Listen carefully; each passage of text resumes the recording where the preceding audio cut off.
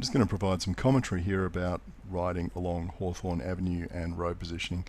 Now you can see here as we're going through the roundabout over on the left there's a bicycle sign on the road, but in the middle of the road there's also a pothole, and the left hand side of the road here is quite cut up both due to traffic and drainage issues, and there's drains all the way along.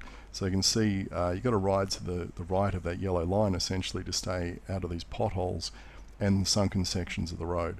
Now you wouldn't notice this driving along in a car, but when you're on a road bike you definitely notice all these potholes and the sunken sections. And again there you can see there's a very faded bike symbol on the road. This is a recognised council cycling route.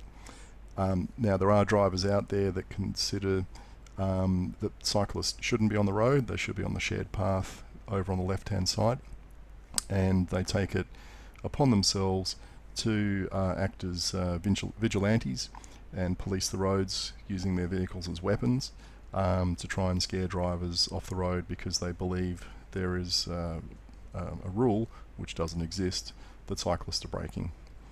Now if we have a look at the footage of or some stills here of the car going past me and me going past the car, just have a look at the size of the headlight in the side footage. When the car goes past me, the headlight and the surrounds essentially fills the entire picture going sideways.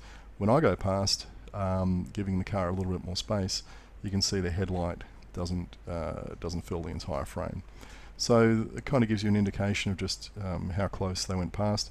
Also what we're seeing here is we're looking at the car compared to the width of the road.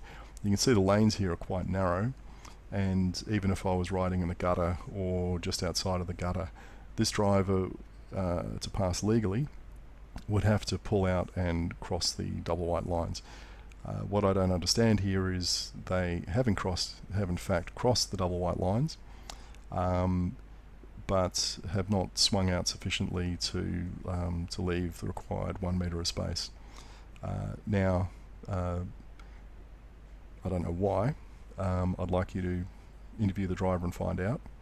I'm particularly interested in whether this was a deliberate pass, what we call a punishment pass, and whether their intention was to scare me by menacing me. They certainly did that. They scared the absolute crap out of me. You know, you can't drive around deliberately using your vehicle as a weapon against other road users.